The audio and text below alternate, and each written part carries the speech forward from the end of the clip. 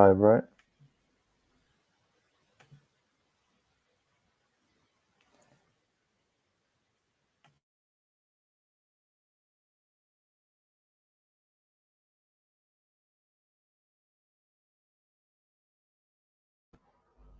Welcome, everybody. My name is Pablo Navarrete. I'm a journalist, documentary filmmaker, and on behalf of Level Ground, which is a new platform essentially to put out some of the journalism, some of the videos that I'm doing that don't have another home. Welcome to this event about Julian Assange. As we all know, political prisoner, journalist, publisher of WikiLeaks, who now is coming up to nearly 2 years in a British jail, high security jail, Belmarsh prison.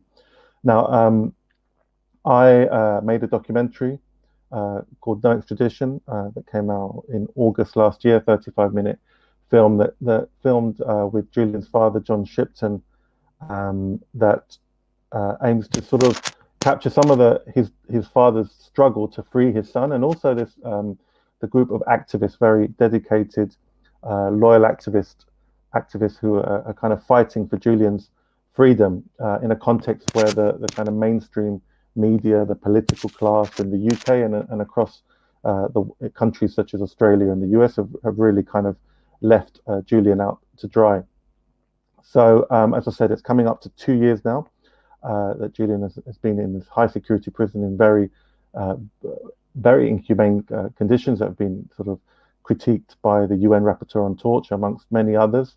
And in January, as you know, a British judge, surprising some and many perhaps, declared that he could not be sent to the US, could not be extradited to the US, where he faces up to 175 years possible sentence in jail in a supermax for releasing US army documents that exposed war crimes and a number of other criminal activity.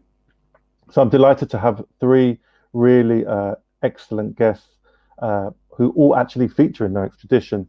In Mohamed Elmaazi, a journalist who I would argue has been the most consistent, the most sort of systematic chronicler of the injustices of the case of Julian Assange. As I mentioned earlier, when the media have largely ignored, and if not, been at the vanguard, at the forefront of a smear campaign like no other, perhaps. We've seen it with other characters, Chavez, perhaps in Venezuela, Jeremy Corbyn, most recently in the UK. But Assange has been right up there, a target of a very sophisticated and sort of systematic smear campaign. And Mohamed has been one of the few journalists that have really tried to engage with the case on its merits and kind of cut through the fog of misinformation that we've been given on Julian Assange. So I'm delighted. He also features in the film at the end.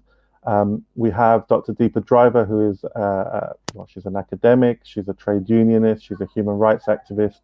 She is the organizer of a wonderful set or series of events called Free the Truth, which we filmed for No Extradition. And in fact, that's where we filmed Lowkey giving a really powerful speech about Julian Assange's case. And so she's done a number of these events, and she was actually a legal observer, if I'm not incorrect. She was a legal observer in September at the extradition hearings at the Old Bailey. And Mohamed was covering that. So we have Deepa, and finally, last but not least, we have Lowkey, a hip hop artist, a good friend, and someone who, alongside other artists such as MIA, have really been one of the few people from the artistic community really to have also stick their neck out and kind of sort of call out what is happening and to sort of say that this is an injustice on an epic scale. And he's been a speaker at a number of solidarity events for Julian Assange. So I'll leave it there. I know that we're streaming live on YouTube, on Facebook. On Facebook, we're streaming live on about 6 other pages. So I want to just thank all the organizations that have agreed to cross-post this live. The Don't Extradite Assange campaign, really important UK-based organization. The Committee to Defend Julian Assange, run by Emmy Butler and volunteers, a wonderful group that feature in the film. The Canary independent media outlet that I work for part-time. Telesort English, a pan Latin American channel. So we're going out on pages on Facebook that I think total more than 1 million likes. So I'm really glad that these groups have come together to sort of share this event. So I'm going to stop talking because we have only an hour and we have some wonderful speakers. I'm going to start with you, Deepa. I know you're going to have to pop out for a little bit, but I'd like you to give us a kind of overview of, this event is called Why is Julian Assange Still in Prison? And perhaps you could give us sort of wider context to Julian Assange's work and what led him to be imprisoned and why he's still in prison in a British supermax nearly 2 years after. Thanks, Pablo, and thank you for organizing this. And it's a pleasure to speak alongside Mohamed and Karim because, I know, Pablo, how much you've worked to surface the people behind the struggle. And of course, Mohamed and Karim are two of our leading lights. When we think about Julian Assange and we're thinking about why he's in prison at Belmarsh, you immediately think about the accusations that the US have made in relation to espionage and in relation to the crimes that he's supposed to have committed. But the story goes back a little further. And if you think about what WikiLeaks did, one of the most important things that WikiLeaks did was harness the power of technology to the power of whistleblowing and pass that on very nicely, very easily, very cleverly to journalists in order that we could be informed of the crimes that our governments commit in our name. And this meant that for the first time, because of, we use Dropbox all the time nowadays, but when WikiLeaks invented this secure Dropbox where whistleblowers could pass on large volumes of information, the Iraq war logs and the Afghan war logs are so huge that much of the documentation still remains to be properly mined. And I heard Mohamed say before that he still goes back to the WikiLeaks releases in order to get information about particular people and particular cases.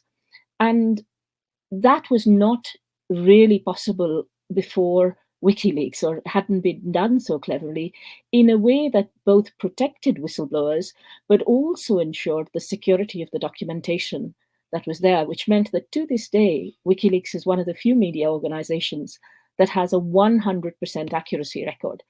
Now, if you think of the kind of misinformation and fake news that we see in the mainstream media, and I use those words advisedly because that kind of misinformation is not what WikiLeaks did. They presented real hard evidence for us to be able to make up our minds and not have information intermediated by journalists. Now, there was, of course, there were before this always journalists who relied on sources and who brought about information to the public that was really important and allowed us to see what was going on behind the closed walls of government.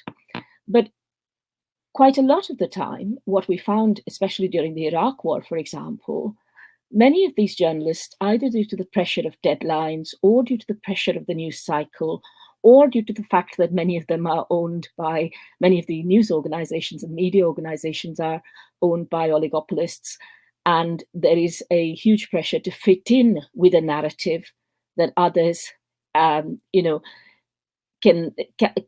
within your news community can abide by. And also the pressure that getting this kind of evidence, especially if you're a journalist, is very hard. What these news organizations were doing in order to get information in some instances were actually being embedded reporters, say within the American military or British military, which meant to a certain extent, some of them were actually being co-opted into the kind of ways in which the military was thinking. And so many of them were unable to give a serious and meaningful opinion or perspective on what was really happening on the ground. Patrick Colburn, the legendary kind of journalist and correspondent, has pointed out that, for example, he knew what was going on in Iraq on the ground, but he was unable to get it published because it was difficult to get the evidence of what was going on. And WikiLeaks was really a boon for these journalists, which is why many of the mainstream organizations now did rely on WikiLeaks's releases to be able to expose to the world, both at an international level, say the likes of the Guardian, the Washington Post, the Telegraph, the New York Times, what was going on, because Julian created that link with the large media organizations. But he also nurtured local organizations in small places, in smaller countries like Tunisia, where there were matters which were not really interesting or relevant to the readers of the Guardian or the New York Times, or interesting to the publishers of those in those organizations, but really relevant to what happened on the ground in those countries, and released evidence of corruption, etc., which made governments be toppled and changed.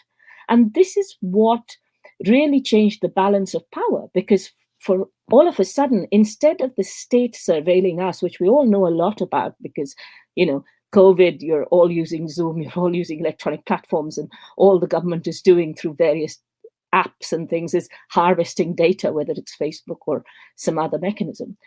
But all of a sudden, we, as ordinary people, were surveilling the state.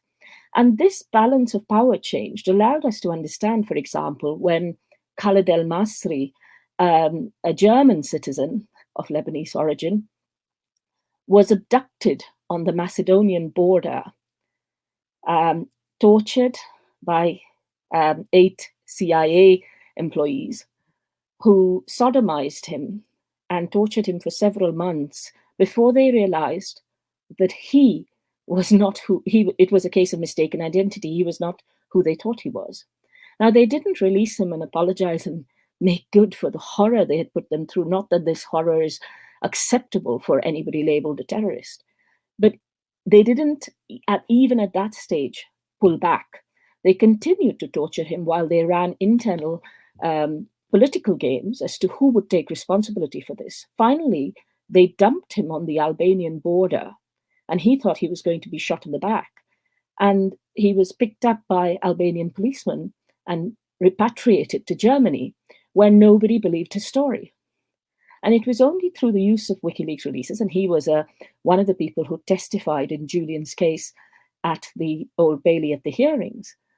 It was only because of the WikiLeaks releases that showed how the German government, having known what had been done to Mr. Elmaazi, stayed quiet as a result of US pressure, not to not to get any kind of justice for this man.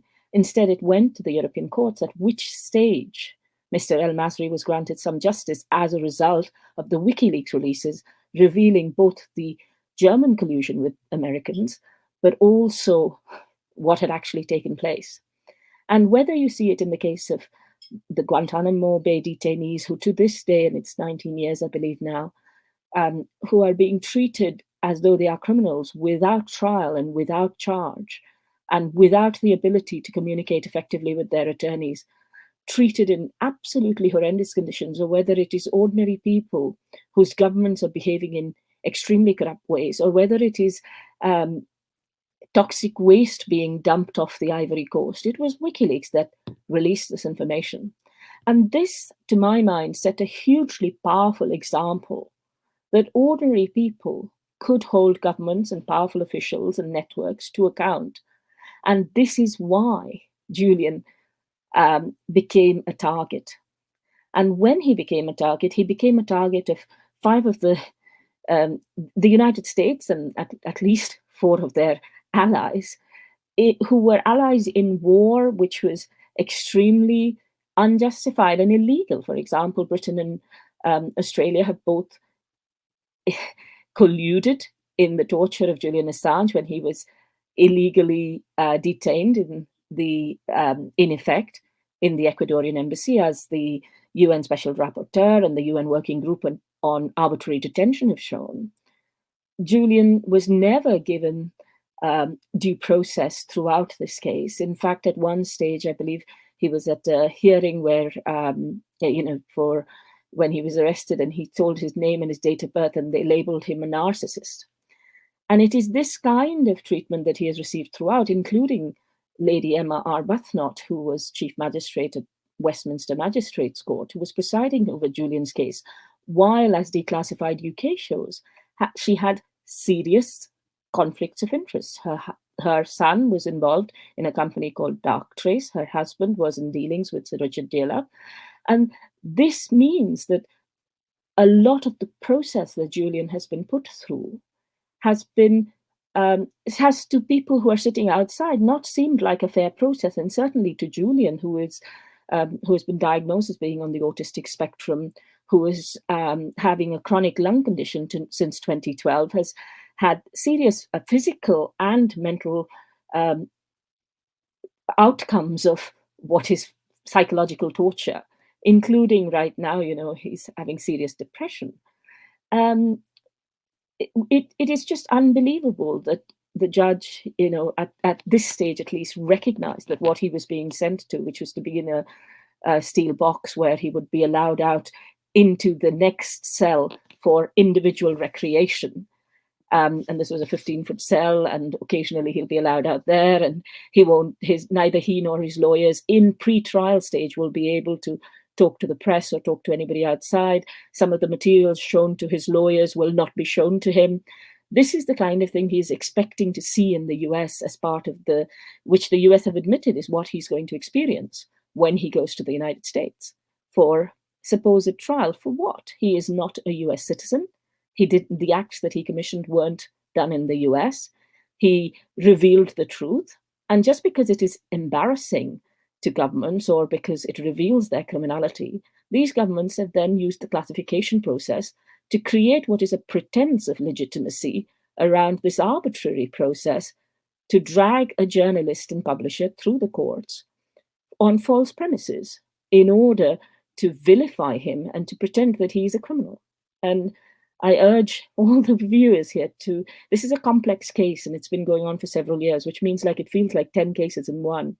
I'd urge you please to inform yourselves and to join with both grassroots groups and Don't Extradite Assange, which is the official campaign here, to campaign for Julian's release, because what is happening to Julian isn't just about Julian, although that is horrific in itself for this individual. It's also about us and how we are being suppressed and our right to know is being suppressed. And I urge you to support him at this terrible time.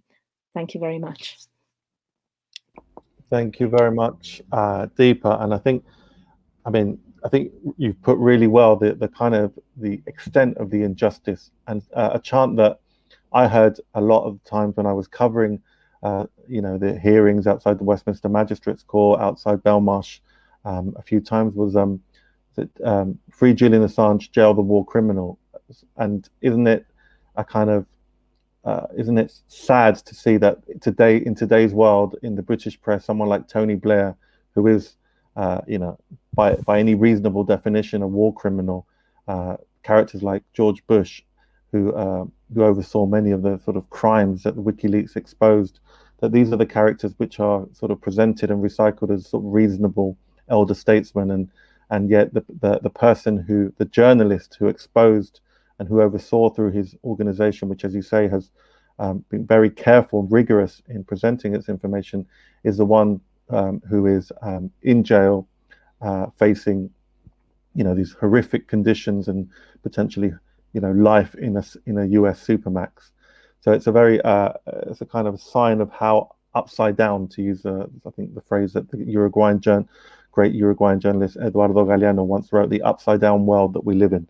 So I want to just say hello to the people joining. I can see people saying on various Facebook pages that they're joining from the US, from the UK. So again, thank you to the pages that are sharing this. Is Courage as well, the Courage Foundation in the US. Just to encourage people that we want to give the second part of this 1 hour panel discussion. We want to open it up to questions. So if you have questions for the panel, please put them in the different Facebook groups. I'll do my best to try and keep up to be checking them to see where we can take questions from. And I want to now bring in Mo, because Mo, as I said, has been, arguably the journalist that's been at the most of these hearings that so many journalists have just ignored or pretended that they weren't taking place. And if you could just kind of bring us up to date on the specifics of, why is Julian Assange still in prison, even after this judge said that he shouldn't have to face extradition to the US. If you could just bring us up to date, and maybe also give us your reflections as a journalist as to why so many of your colleagues haven't paid this story the attention that you've given it. Thank you very much, Pablo. Following up from Deepa's explanation, where we are now, I suppose the short answer in relation to Julian Assange is that he remains in Belmarsh prison because the US government has appealed the decision not to extradite him to the United States. And the judge determined that although she found in Assange's favor, she wasn't convinced that he wouldn't try to flee the United Kingdom. And this is even though he now has 2 young children and a fiance who are based in the UK. So he's been denied bail on that basis. And so there's an ongoing appeal process at the High Court. Before we go there, maybe just a brief summary for some people who might not fully know. There were 18 charges levied by the US government against Julian Assange. 17 out of the 18 of those charges were under the Espionage Act, and one was under one was a charge of conspiracy to commit computer intrusion, where it's alleged that Julian Assange discussed, although never successfully, helped Chelsea Manning to crack a password hash. Now, the defense position in that case is that was just about accessing a video gaming website, and there was an expert who produced a report, an expert from former US military investigations, a forensic expert who reviewed the various data and produced a report saying that his findings coincided with that defense position.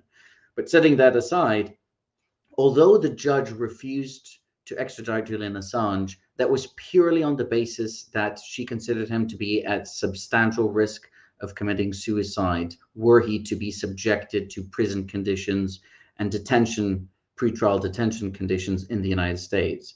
Essentially, she accepted 99% of the prosecution's arguments that the prosecution case did not violate the right to freedom of speech, that Julian Assange's actions, if proven, would place him beyond that of what she referred to as a responsible journalist, or beyond the bounds of lawful journalism. She said that although the First Amendment protects journalistic activity, well, in fact, the First Amendment to the United States does protect journalistic activity, regardless of whether a person is considered to be a journalist.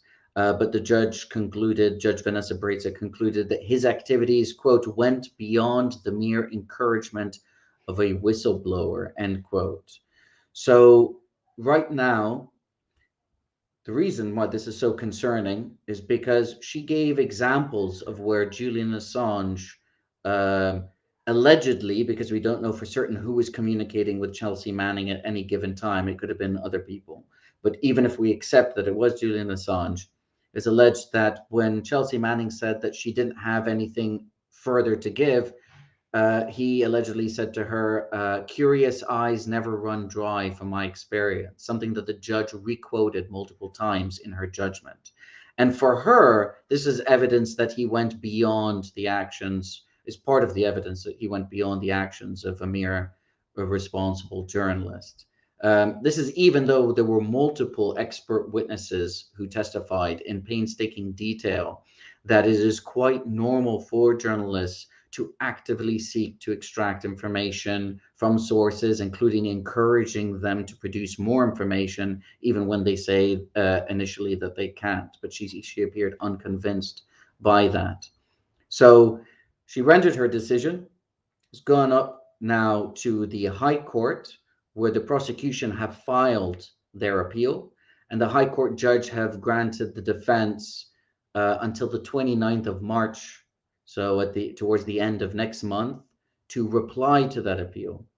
My understanding is also that the defense, in addition to responding to the prosecution's appeal, the defense are also presenting their own cross appeal, or they're considering it, because they would like to challenge the parts of the decision or parts of the judge's decision where she said basically, where she accepted the prosecution's case.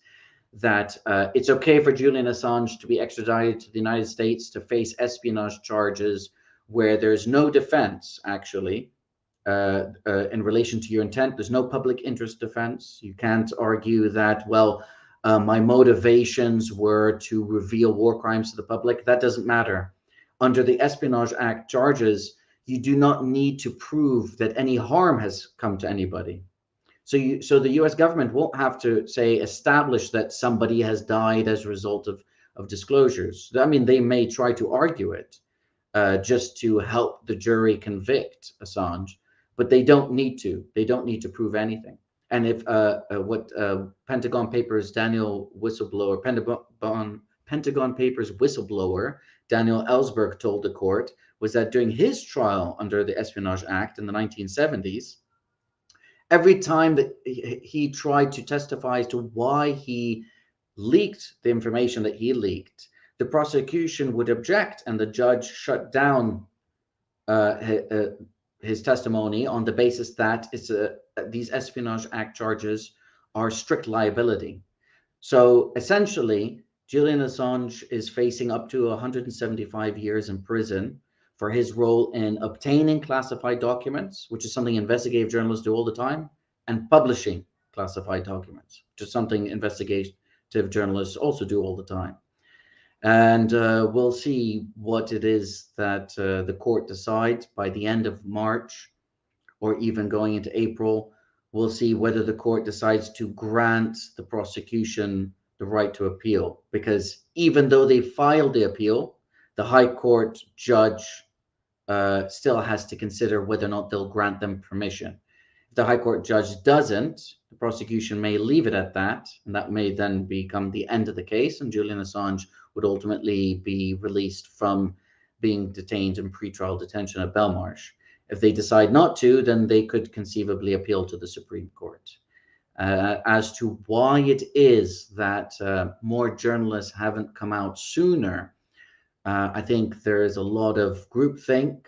There's a lot of smearing of Assange. For a while, he was treated as being sort of radioactive because there had been various allegations. A preliminary investigation in Sweden had been opened up. And I think lots of people had succumbed to the rather sustained smear campaign against him, both in relation to the Swedish investigation, which ultimately went nowhere, despite the fact that there was plenty of evidence of irregularities and political motivation in terms of the governments of Sweden and the governments of the UK in relation to that case. But also, Julian Assange was perpetually represented, especially after the 2016 election, as somehow being responsible for the election of Donald Trump. That probably had a far more effect in the United States. There were allegations that he and WikiLeaks were somehow linked to Russia, even though the unredacted pages of the Mueller report concluded that they had no evidence, actually. That this was released 2 days before this election in November, that they could not establish that WikiLeaks or Julian Assange either wittingly or through willful ignorance conspired with either Donald Trump's campaign or the Russian state. But 4 years, or nearly 4 years, of sustained Russiagate accusations meant that lots of people, especially liberals, I think, fell out of love with the idea of supporting Julian Assange, notwithstanding its impact as the case, as you pointed out. It doesn't just affect him, it affects all of us. There's already a chilling effect as a result of the sustained prosecution and targeting of Assange, and we'll see how much worse it gets if he is indeed extradited. Thanks a lot, Mo, for that very detailed sort of bringing us up to date with the latest on the case. One of the things that struck me, and it struck me when I've been covering the Julian Assange protests, is the number of Latin Americans that are attendant, Colombians, Chileans. Now, my own parents are Chilean, former political prisoners under the Pinochet dictatorship. My mum became quite involved in the Julian Assange solidarity groups, along with other Latin Americans. And it struck me that Latin Americans who have this whose countries have borne the brunt of so much of US imperialism, of so many smear campaigns, of so many overthrowing of their democracies, were kind of almost very much less willing to sort of believe the narratives that were built up around Julian and that were pushed relentlessly in the media. And I think that was ultimately seems to have been proven right. And I think that sadly, perhaps people in countries such as the UK and the US, and quite understandably with the absolute barrage of misinformation around this case that they've been subjected to, and perhaps not having experienced that the US imperialism and what it does to people that it wants to eliminate, either physically or in a kind of sort of character assassination type of way.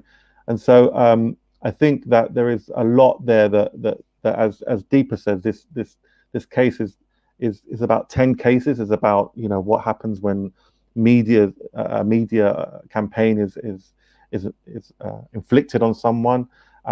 When a US government in collusion with the UK, and here Deepa also talked about the work of Declassified, and I'd recommend anyone to check out Declassified's website, a new independent media website that began I think a year or two ago, and it's been really extremely impressive in how they've detailed the corruption at the heart of the UK legal system with regards to this case. So I want to move now to Lowkey, to Karim, and I want to ask you, Karim, why did you get involved? Why have you spoken at a number of events in support of Julian Assange?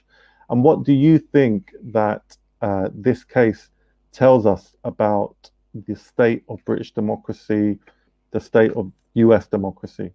Quite a big question, so hopefully. But to start off with, I would like to encourage everybody watching this to donate to Stella Morris's crowdfunder page.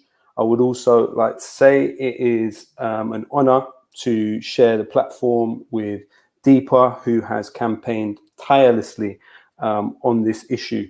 We need many, many more like Mo and Deepa out there doing the vital work. Now, to answer your question, I'd like to do something that I don't normally do, which is quote Donald Rumsfeld. So his quote is as follows: "Reports that say something hasn't happened are always interesting to me, because, as we know, there are known knowns. There are things we know we know. We also know that there are known unknowns. That is to say, we know there are some things that we do not know, but there are also unknown unknowns, the ones we don't know.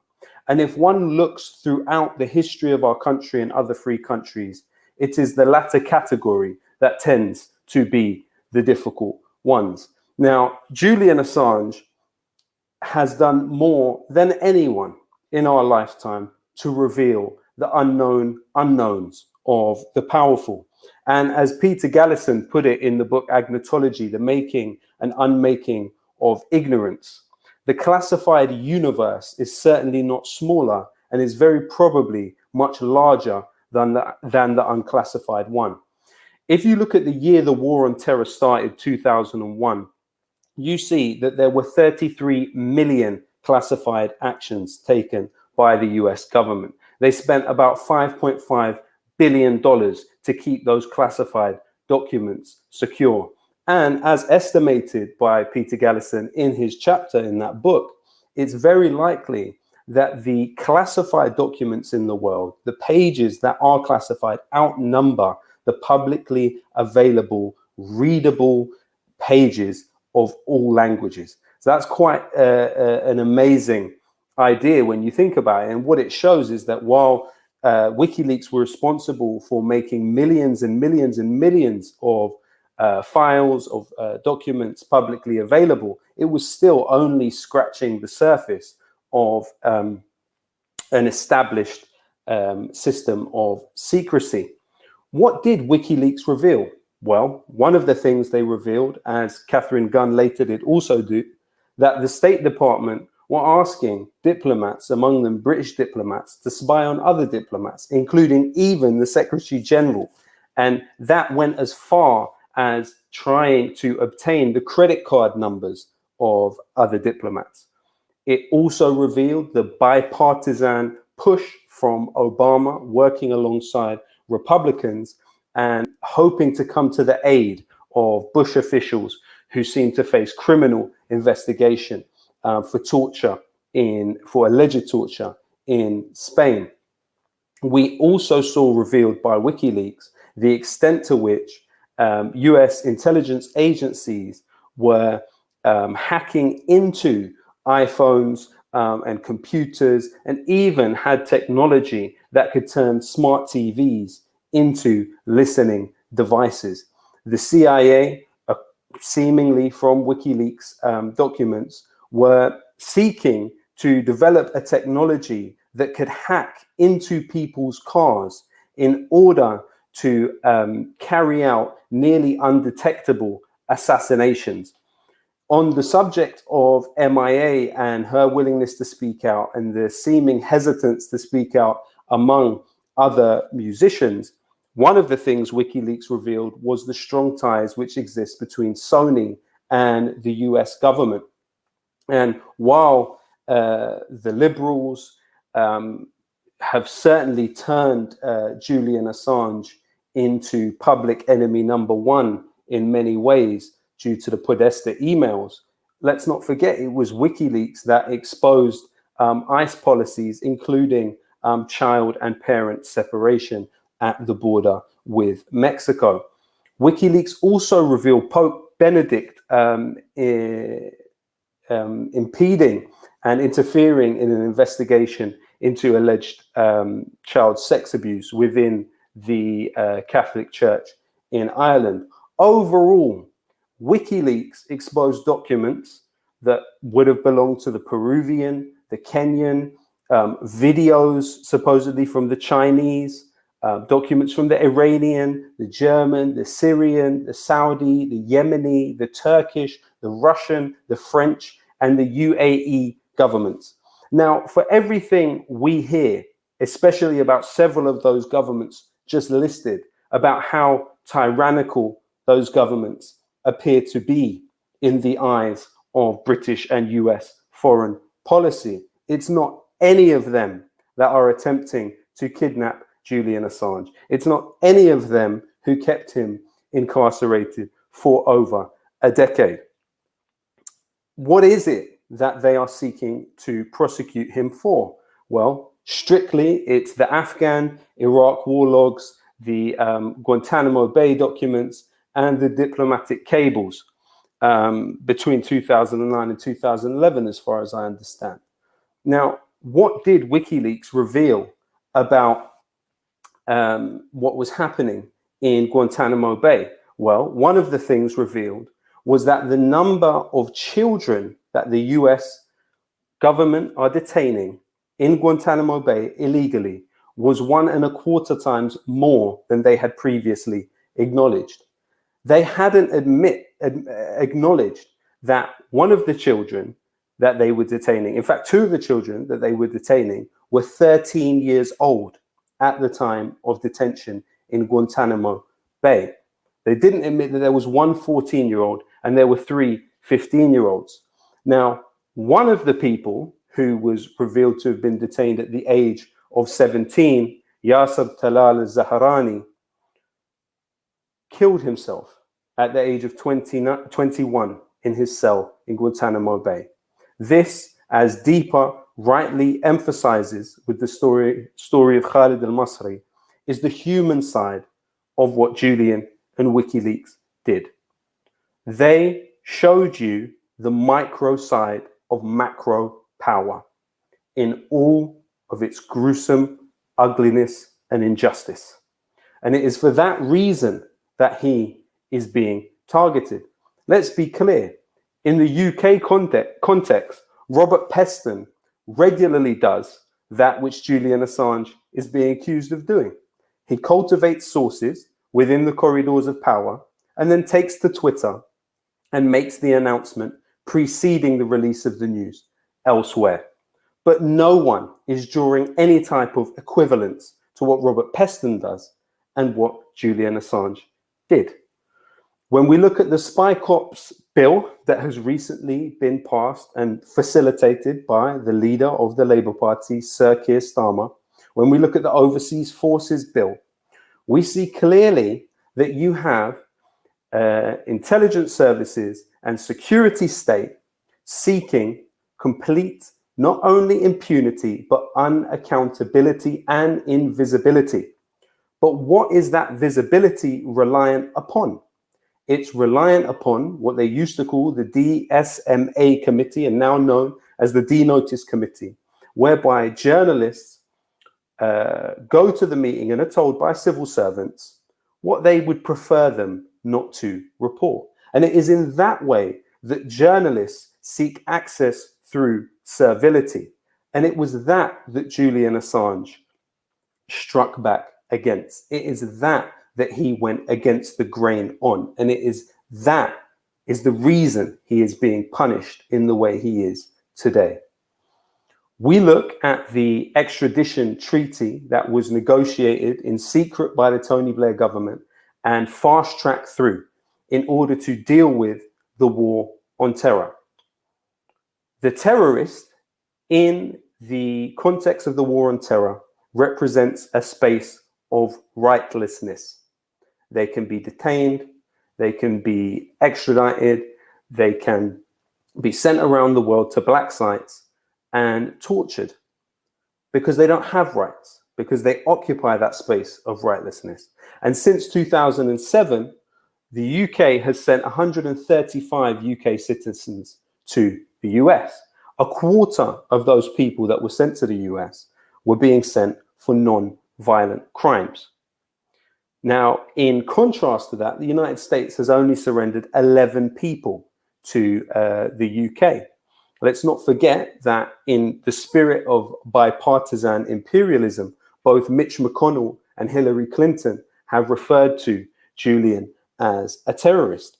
Now, the law that was brought in by the Tories means that the Home Secretary, when giving final approval to extraditions, is not allowed to consider the human rights implications of that decision. Now, the judge was quite right when she said that he was at risk in the United States, because let's not forget that US prisoners are 5 times more likely than US citizens to commit suicide. So US prisoners that are inside the prisons are 5 times more likely than general population to kill themselves. And it was 5 years ago that the UN Working Group on Arbitrary Detention determined that Britain was illegally detaining Julian Assange. But when we talk about the bipartisan intransigence, we see the killer of Harry Dunn, Anna Skoulas, being protected by both the Trump administration and the Biden administration. Now, the cutting off of Julian from the public imagination and from support of those in and around the establishment is seen very clearly in the recent refusal to give a video meeting to a group of 16 British MPs that goes across parties and even includes David Davis. This is to push back on a tide which is turning. We must be absolutely clear that the brilliant work of organizations like Declassified, the brilliant work by Deepa, by John Rees at the Don't Extradite Assange, by yourself, Pablo, and yourself, Mo, and many others, has helped to determine the conditions outside of the court and thus will have some effect on what happens inside the court. We can't pretend that these things take place in a vacuum.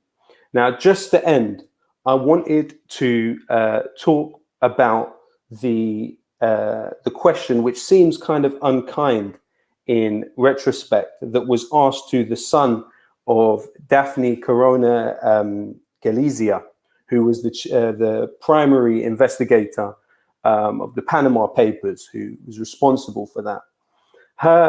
Following her assassination by car bomb in Malta, her son was asked, what is the best way to protect whistleblowers? His reply was the best way to protect them is to act on what they reveal. And so what we ask of all of those viewing this today is to act on what was revealed by Julian Assange and stand with him now. Because to stand with him is to stand with yourself and with those like you who believe that there is a public interest in knowing what the powerful are doing with our taxes. Thank you, Kareem. It's always an education, and I urge if anyone who doesn't follow Lowkey on Twitter or on his Facebook to do so. I'm sure you'll agree. You're gonna certainly learn more listening to Lowkey for 10 minutes than you will listening to the BBC for many years. So before we have a question that's coming on YouTube that's interesting, but before we go to that question, Deepa, I want to also want you to tell us a little bit about what it was like in September when you went to listen to these hearings, and you know, because I think part of what we discussed is this kind of media misinformation, but I think people are really kind of quite blind to the outrages in the British legal system, what people are subjected to, and you know, in a previous Q&A, I was struck by your account of what you had to face, and I just wonder if you could sort of summarize that for us. I know we haven't got that much time, but it would be, I was struck by that, and I just wonder if you could tell us, and perhaps very briefly, we've talked about how the political class have abandoned Julian, and I know that you're a member, the current leader of the Labour Party, Sir Keir Starmer, is the MP for your MP, and I just wonder if you could just sort of tell us a little bit about his connections with this case, which you know are questionable at best. Thanks, Pablo. I think it was quite surreal to visit both Westminster Magistrates Court and the Old Bailey. I was one of those people who was stupid enough to believe that while Julian was in the embassy, at least he was safe and things were okay for him. I didn't realize quite how terrible it had got.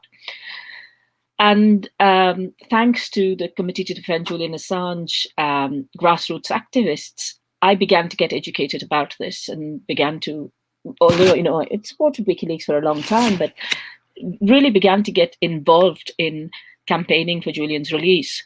And I'd never been to court seriously before in any way for any extradition hearing, and I was quite surprised by how dehumanizing the process becomes, particularly at the Old Bailey, for example, where, you know, as an academic, I'm in a position of privilege. I'm there as a legal observer for an eminent society of socialist lawyers, which have been going for over 100 years.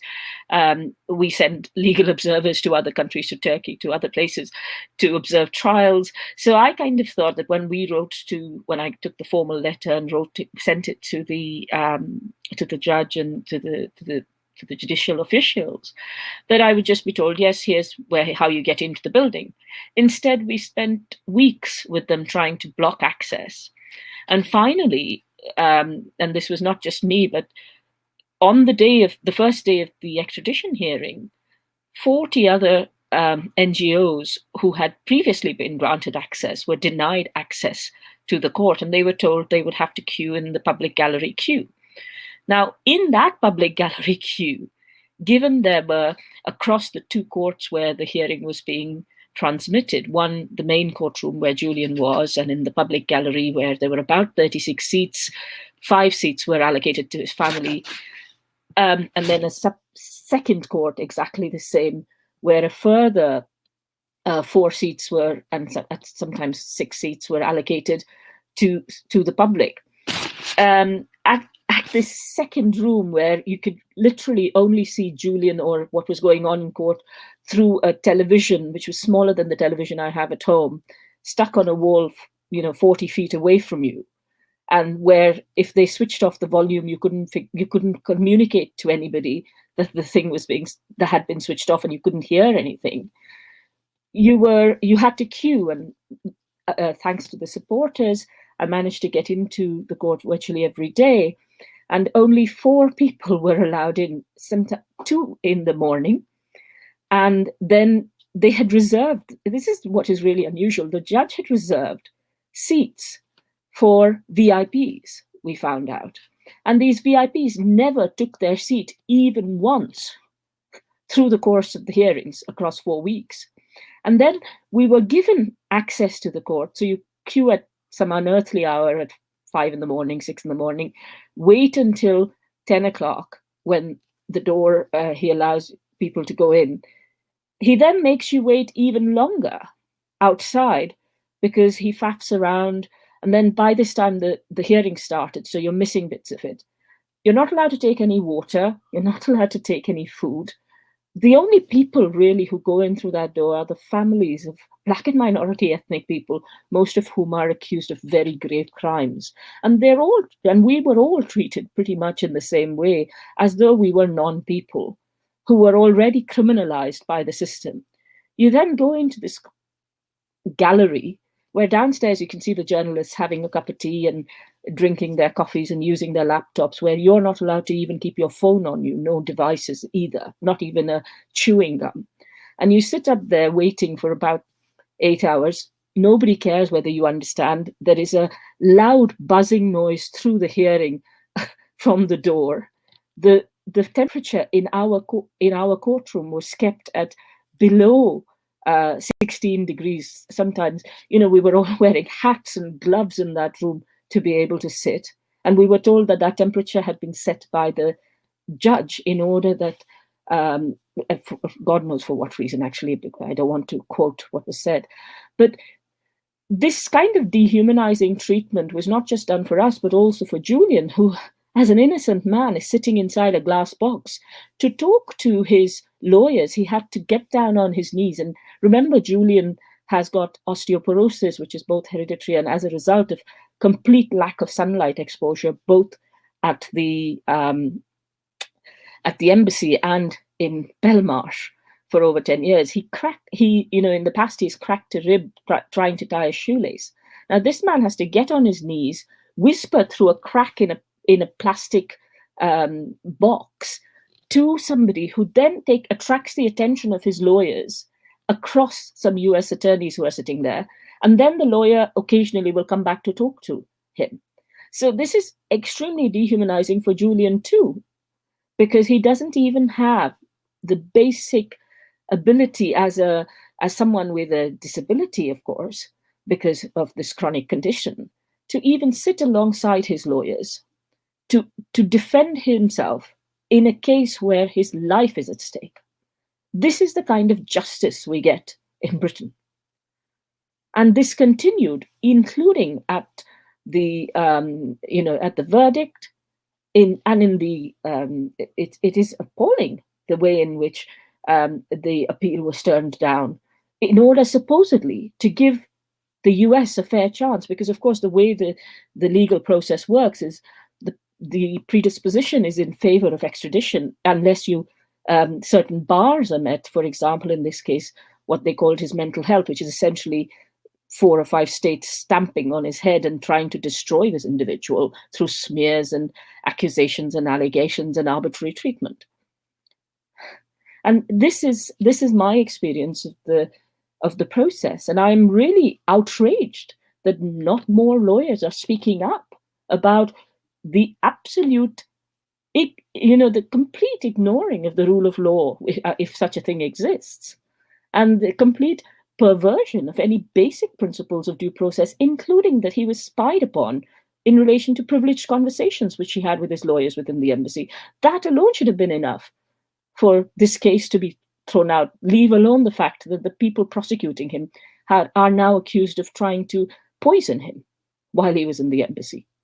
This is just completely unjust. And I think in relation to your, I've spoken a bit, so I don't know if the others want to contribute, but I can come back to your second question. Yeah, what we'll do, if we run out of time, because I'm keen to keep this, we can go a little bit over, but I'm keen to finish as close to 8 as possible.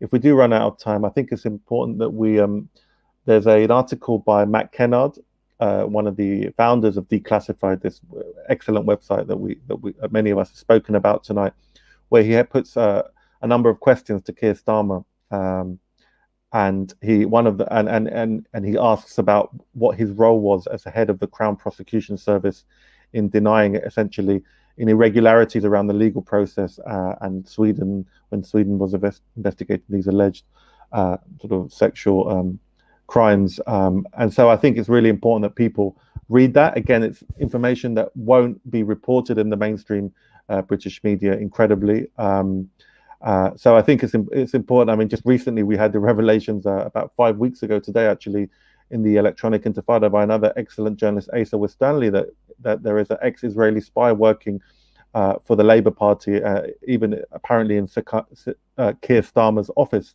and not one British mainstream media outlet has covered that story. In fact, it seems that The Guardian, for example, which has been at the forefront of smearing Julian Assange after benefiting so much from the partnership that Julian and The Guardian had initiated, killed a story that was trying to be written by a journalist there. And I think it speaks to the sort of dereliction of duty and the sad state of British journalism today. So we're running out of time, but there is a question that I thought was interesting, and I thought maybe Lowkey and then Mo, maybe to finish, we could touch on it. Is it's by Lelvin, I think is the name. Is there a crackdown currently occurring on social media that aims to further suppress narratives that undermine the views of various state actors? Twitter's collab with the Atlantic Council being one.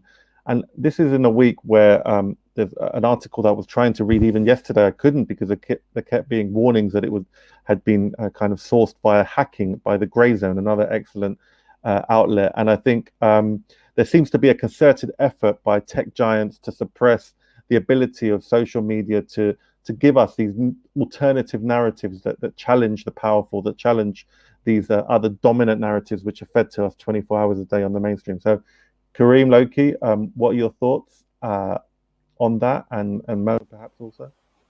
Well, I would say an interesting point around Twitter was fairly recently, Ian Cobain revealed that the head of editorial for the Middle East at Twitter was a gentleman by the name of Gordon Macmillan.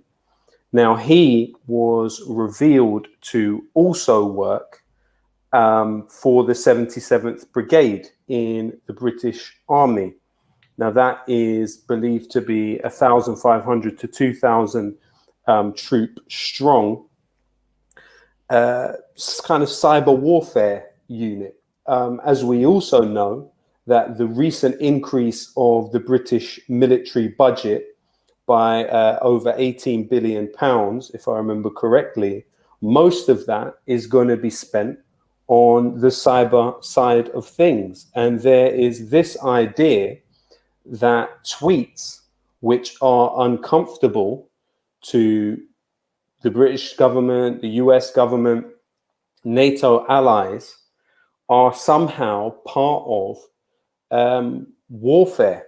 And if you want to listen to something that is really, really scary to listen to Deborah Haynes at Sky News recent podcast series. It goes into the way in which war is being re-understood by the British government as something that takes place in terms of ideas and tweets, rather than in terms of battlefields and theaters of war. Obviously, we have seen many progressive voices suspended, at least temporarily, and then banned from Twitter.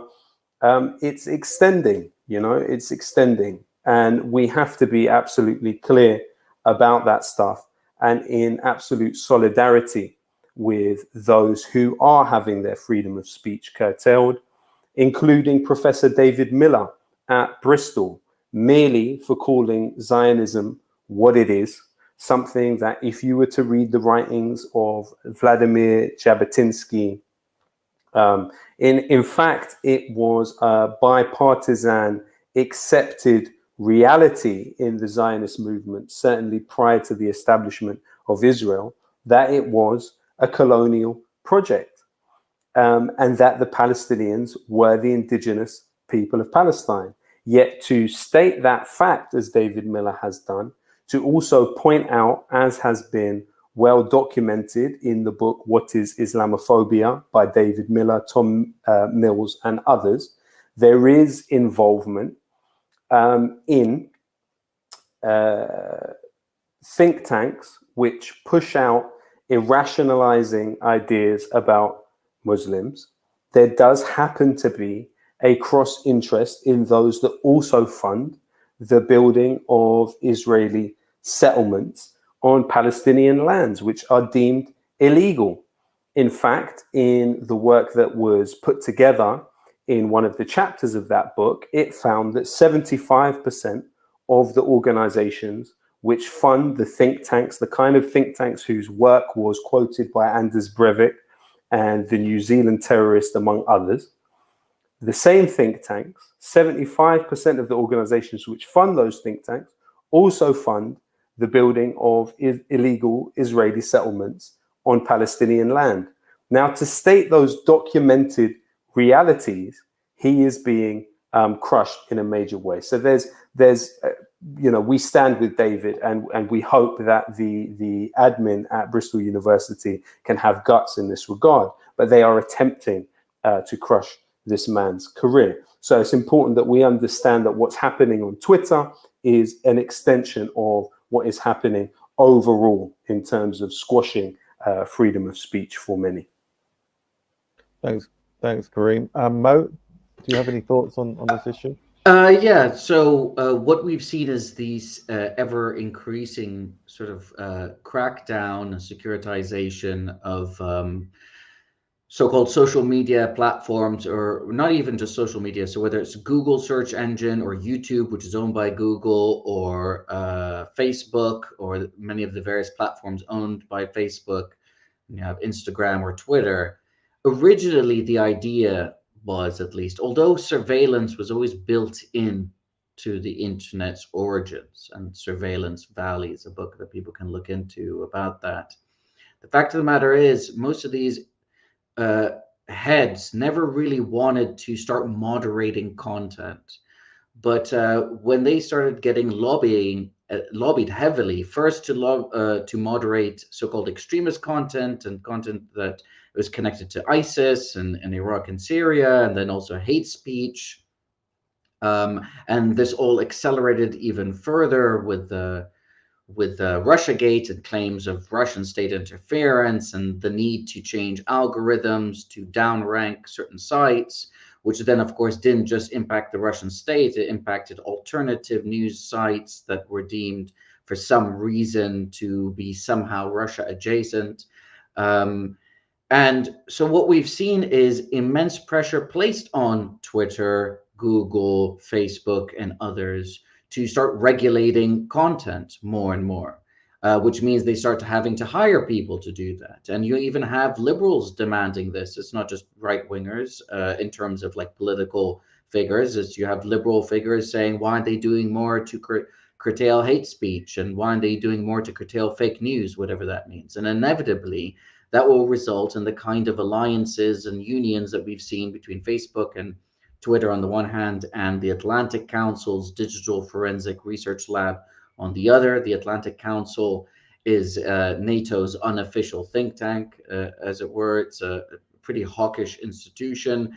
And in order to shield themselves and protect themselves from, I don't know, attacks of anti-competition, anti-monopoly attacks by governments, because quite frankly, many of these organizations should either be broken apart in terms of the laws that we have, anti-monopoly laws, or taken over and turned into public utilities. And in order to avoid the kinds of attacks that we saw, the kinds of challenges to their institutions, they basically embedded themselves even further with the national security establishment in these various countries. So I'm afraid what we're seeing is only going to continue to increase unless there is sufficient pushback, because there is immense pressure from the European Union and from other and from governments and agencies around the world to ever increase and regulate content on these platforms, as well as to promote so-called authoritative outlets, which YouTube now admits openly that it does, such as the New York Times and other establishment outlets. So yeah, unfortunately, not a very good place to be. So it looks like Deepa's going to be busy organizing Free the Truth events, and we're going to have to get creative about how we create alternatives to these Facebook and YouTube in order to essentially challenge these myth-truths and merchants of fake news, such as the New York Times, that laughably present themselves as sort of credible journalistic outlets. We've gone a bit over time, but I'd actually want to finish with you, Deepa. I think we need to know a little bit more about Mr. Starmer relationship to this. And I want to, maybe you could give us some kind of hope around how you still, I mean, do you still feel hopeful about this case? Do you think that the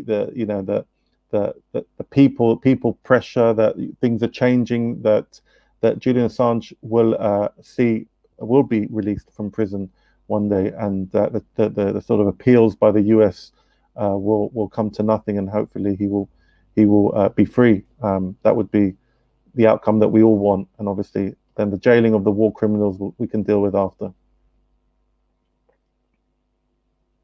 Thanks, Pablo.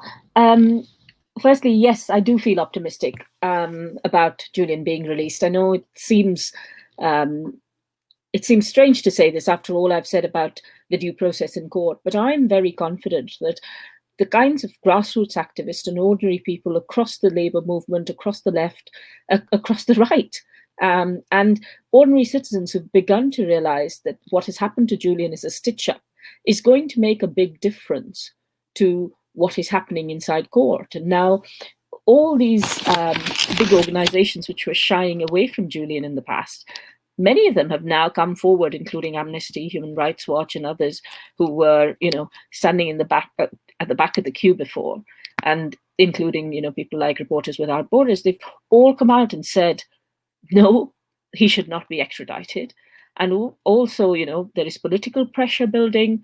Many of the newspapers, I'm very pleased to say that the trade unions, led by the NUJ now, because the General Secretary has written to the other trade unions, Unite, have all started to come together to say that Julian should not be extradited. So the political pressure is building. People are beginning to join the dots and recognize that Julian's case is not about him. It's not about an individual. It's about us. So that's the first thing. Coming back to Starmer, yes, I am ashamed to say that I'm a member of the CLP and a member of the Labour Party at a time when we have in charge of the Labour Party people who undermined the 2017 and the 2019 elections, and undermined the chance of a Jeremy Corbyn-led socialist government in this country, which would have prevented the kind of horrendous homelessness, the destruction of the NHS, the destruction of public services, the privatization of important services that have placed so many people, made so many people vulnerable. And they were not a particularly left-wing government. They were a fairly moderate left group. And it is a shame that the Labour Party, which supposedly represents the Labour movement, feels the same to stand with unions and be on picket lines, which is something that changed during Jeremy's tenure as leader. And I'm also pleased to say that it is the Labour Party MPs, alongside people like David Davis and now even Caroline Green Party, Caroline Lucas, have all come out and express their solidarity with Julian. And John McDonnell is the only MP who has actually met Julian at Belmarsh, who's been permitted to meet Julian at Belmarsh. And he says that it is an absolute travesty what Julian is going through. Keir Starmer, on the other hand, we must remember that Keir's role in this is extremely worrying. It was Keir Starmer's CPS that insisted on preventing, and we have documentary evidence of this through the Freedom of Information request by the fantastic Italian journalist Stefania Maurizi, which show that Keir Starmer's CPS wrote to the Swedish authorities saying, don't you dare get cold feet. This case is not being prosecuted like any other case. There are other freedom of information requests which are coming through, which show the role of the Metropolitan Police and others in surveilling supporters who were outside the British embassy, the Ecuadorian embassy, not to mention surveilling Julian. This has always been about curtailing the public's right to know. And it is shameful that Keir Starmer thinks that it is okay that the due process that Julian is supposedly receiving is a fair process, and the extradition treaty is fair in terms of Julian getting due process and being extradited to US. So I hope that these kinds of things will be surfaced, and Matt Kennard of Declassified UK has done some excellent work explaining Keir's serious and egregious kind of failures in standing up for human rights, as we can of course see in the abstention on the Spy Cops bill and the abstention of moral responsibility for many of the issues that the Labour Party should be standing up for at a time when the Conservative government is one of the worst we've seen. So yes, very ashamed, and hoping that our political pressure will actually change both the Labour Party and the outcome for Julian. It's very important that people mobilize in the next 2 to 3 months, because this is the most and the crucial period as Julian's case goes to the High Court for appeal by the US, for us to mobilize and take a stance against this grave, grave injustice to Julian and to us. Thanks a lot, Deepa. And I know that you've got an event on Saturday. We've heard so many links to articles, books. I think I've been thinking, how can we get a list of all this? But I'll compile a list, and then maybe if anyone's interested, they could check the different Facebook pages where they were watching this from, or the YouTube or the Twitter, and we'll somehow create one list of as many of these links. But there's an event on Saturday. If you follow Deepa on Deepa_driver, I'm sure that you'll put the information there. So I just want to, we've gone a bit over as well, so I just want to basically again thank the speakers, the incredible speakers, Lowkey, Mohamed and Deepa, for giving us so much insight into this case, into this epic injustice that we're living here in London, in the UK, in a country that likes to pontificate about human rights and about the crimes of others, but whose political class have ignored this epic crime taking place in its capital. And so thank you so much to Lowkey, Mo and Deepa. Thank you to the different media outlets, to the different campaign groups that have come together to share this stream on Facebook. And hopefully people come together, they've learned some, and they'll get involved in the groups that are coming together to campaign for Julian's freedom, and we'll be able to see that day when Julian Assange walks out of Belmarsh and is reunited with his partner and his 2 young children. So thanks again, and stay in touch, and we'll be doing more of these events. So thank you.